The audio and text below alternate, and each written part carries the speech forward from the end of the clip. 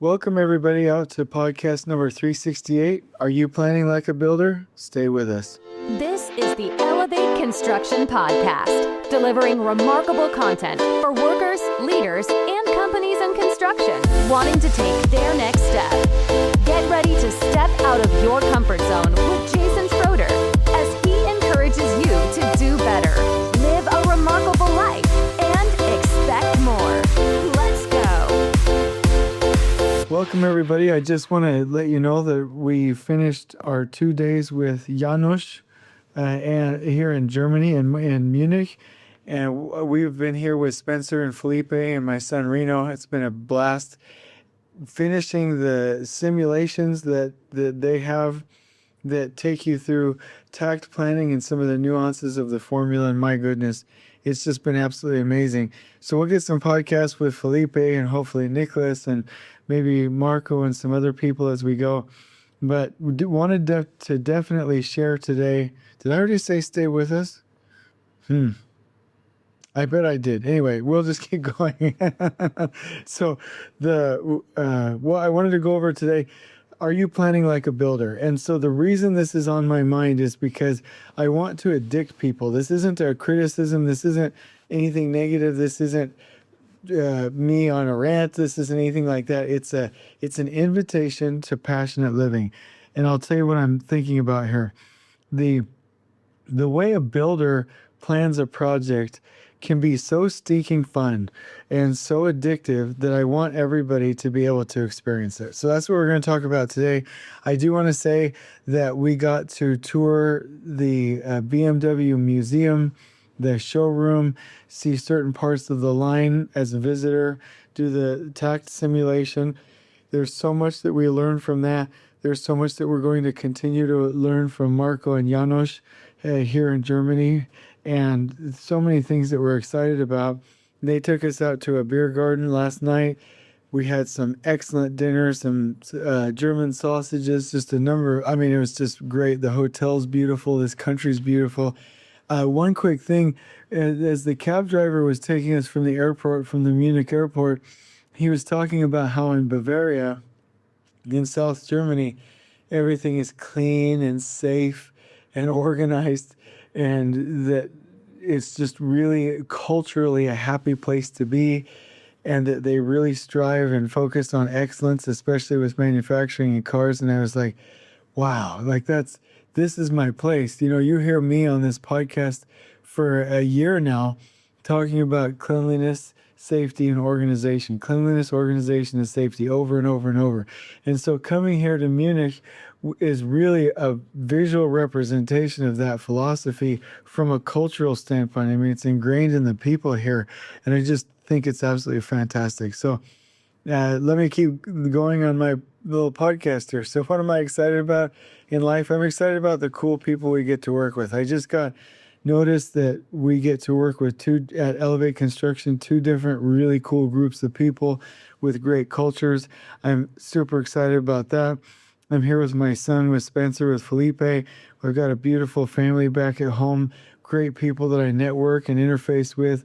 The Germans, Saskia and Janosch are just great people. And so I want to say that when I started flying a lot, I realized one of the first things is there's so many great people out there in this world. We're just not that organized. Meaning the news always has negative things that we hear about, we hear about just all the garbage, right? And the truth of the matter is there are some beautiful humans out there. We just don't always get the news about them all the time. So there's so much hope for the future, so many good things going on, and so many great things around the world. So let me talk about I just got this morning. He said, thank you for being here. This is the feedback. Thank you for being here. Thank you for doing what you do. I don't even remember how I found you, but this industry needs you. I need you, and I appreciate what you are doing. I asked for and got your book, Elevating Construction Superintendents, for my recent birthday, and have committed to listening to every one of your podcasts by the end of the year. Just finished podcast 15. And Invictus has been an inspiration to me for years. Keep up the good work. I'll be out here listening, reading, and elevating construction. And I woke up to that here in Germany. Today's the third day. Jet lag gets you a little bit. And I got a notice from a potential customer that we're going to be working together. And then I got that. And I'm like, yeah, everything's pretty stinking cool. Everything's pretty stinking right with the world right now. It's pretty fantastic. So I really appreciate that feedback. So here's the the conflict for us is that we're all not planning like builders, and we sure could have the opportunity and basically the invitation to do so. So I won't ruin the simulation in case you ever get to play it with either Tacting or BMW, or if you do it with Elevate Construction. But I was doing the simulation with our group of people over here, and Janosch was facilitating it. And in there, we had decided to break up the building a certain way. Kind of got a feel for it. We were definitely rushed. It was a part of the simulation. We knew we were going to fail the first time, but when we broke it up, we got it done under time, which usually in the simulations don't always happen, but it was fairly chaotic. So then we go through the math, and we call it Dlouhy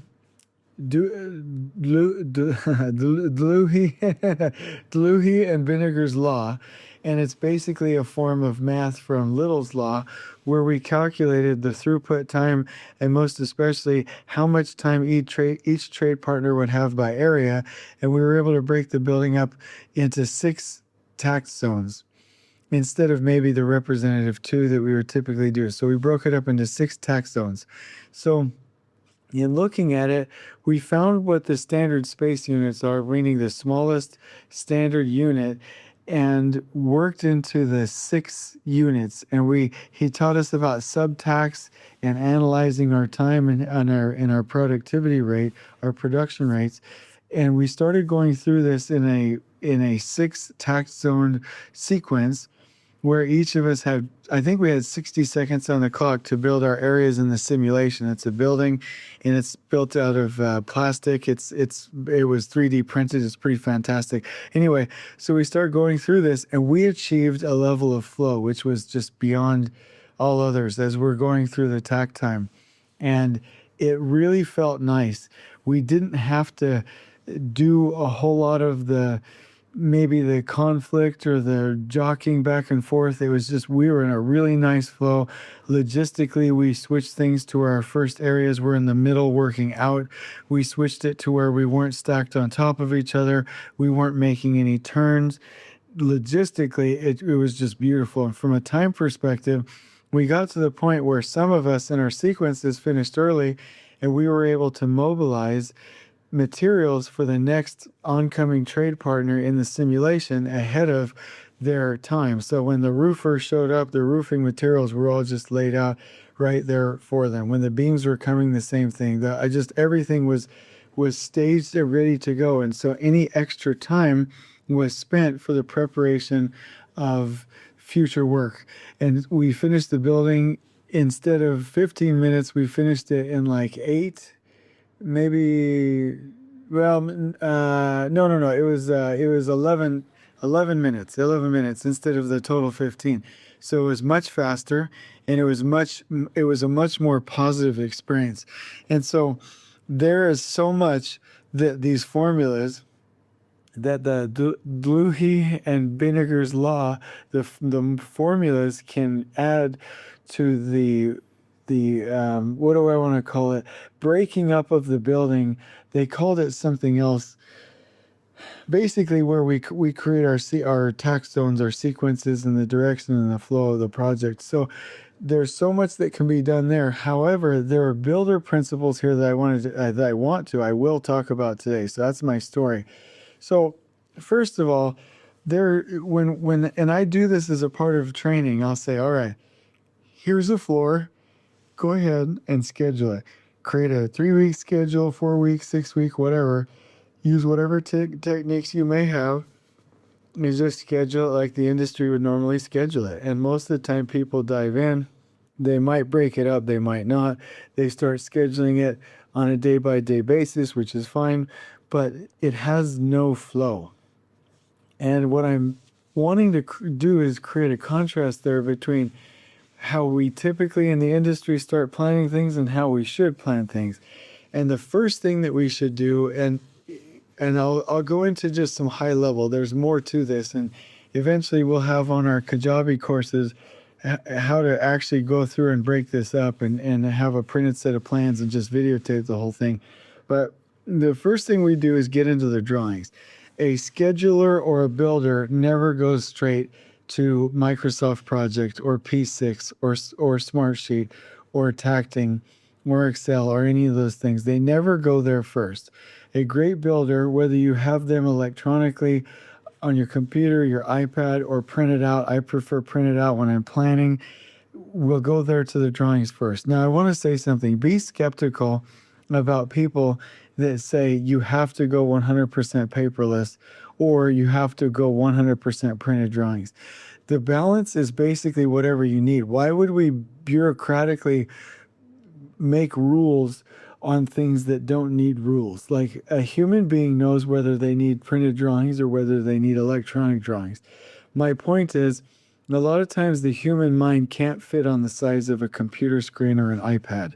You have to have the space to pour over your maps like Napoleon and Patton did in the olden times, or like General Bradley did in some of those scenes, where you have your war maps and you're strategizing. You have to be able to see. Remember, you can't manage what you can't measure, and you can't measure what you can't see.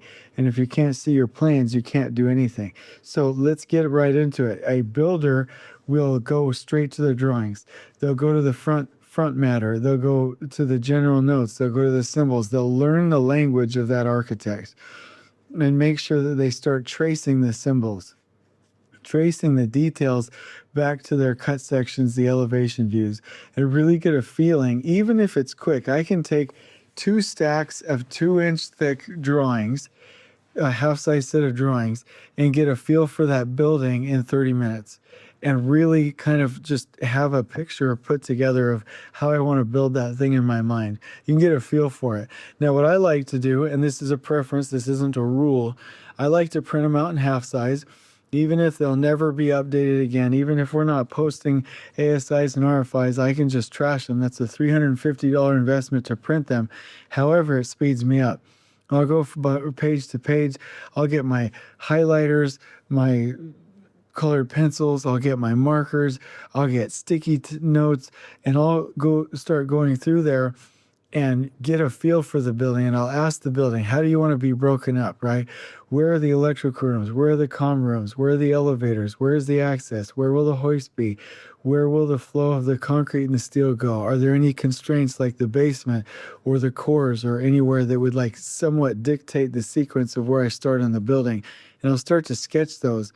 And by virtue of sketching and making those colored marks and highlighting and shading and just doing all the fun stuff like I'm back in school, like I'm back in kindergarten, that's what gets your mind really wrapped around how you want to build this thing. Now, I would add what Marco and Janosch have added is the concept that we can take the ideal sequence by representative tact zone and the projected tact time and the number of areas, the number of tact zones.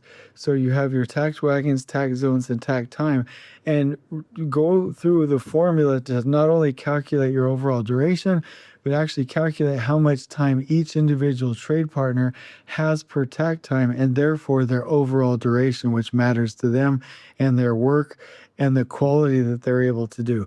So you go through those formulas, and you're really able to break it up. So you'll be able to look at these floors and say, well, instead of 2, this should be 6 representative tact zones.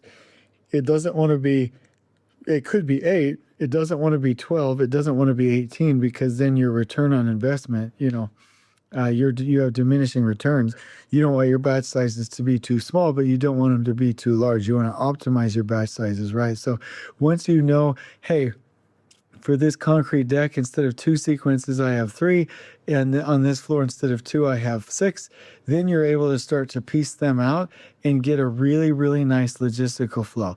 And ask yourself, should I work from the middle out? Rarely, and this is something I heard from Janosch, is that rarely would you start in a corner on a rectangle or a square building, because working from the middle out gives you more logistical control and access.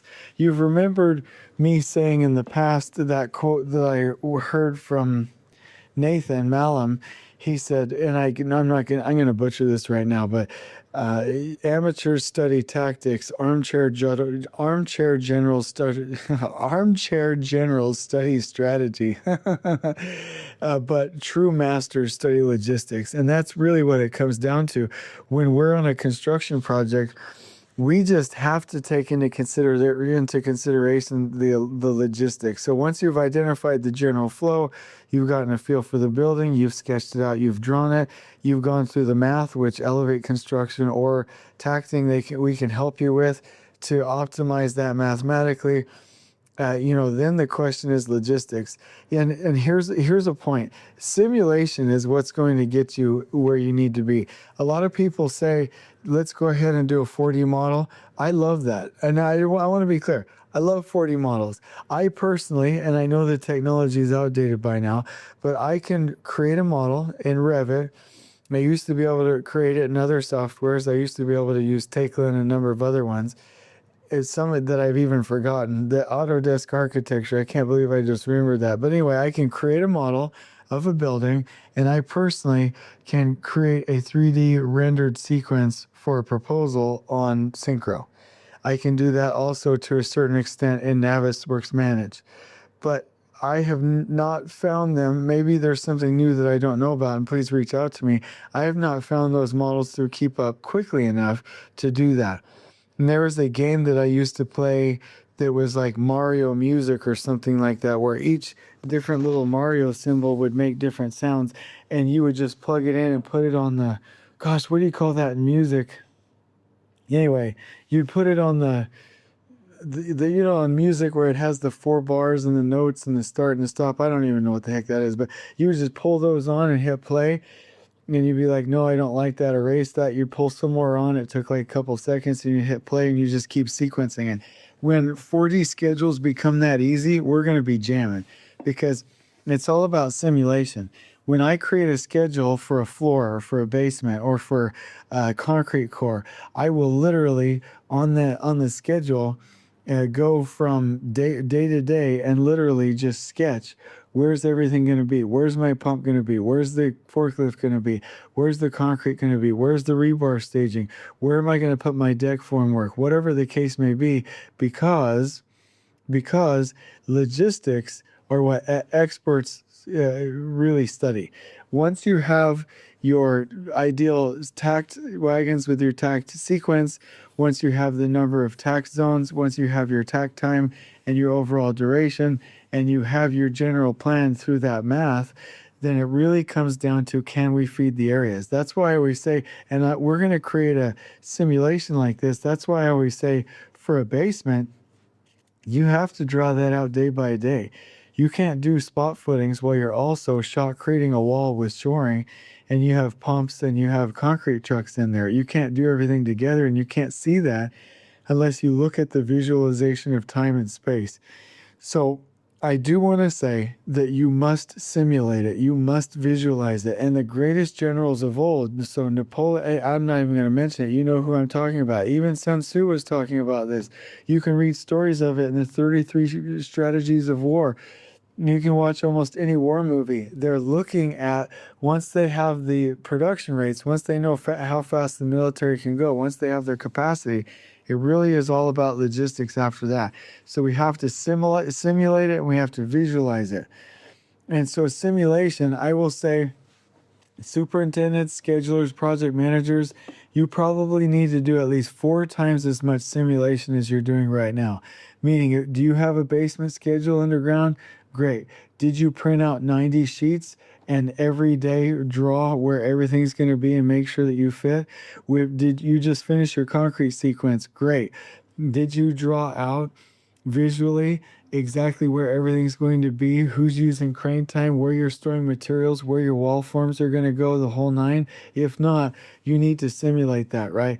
We need to get really, really good at simulating these things and being able to visualize it. You're installing a pipe 12 foot into the ground with trench boxes. Great. Did you create your schedule and then every day draw where your track hose is going to be, your trench box is going to be, your pipe's going to be, your heel man's going to be, your backfilling crew is going to be, when are you staging pipe throughout the day, when all of the things, right? So I just want to say that you're going to simulate that. And when you create your base sequences, that's when you're going to start to break or finish the rest of the scheduling of the building and start to create your complete, what I call a takt phase, or what the Germans would call a takt schedule, where it basically covers a phase, that entire takt train. And you're going to start to create those, and then you're going to tie it all together and create your overall plan and build your schedule. But I would just say, first, do not skip the drawings step. Do not skip the math optimization step. Please do not skip the critical step of drawing and identifying your flow.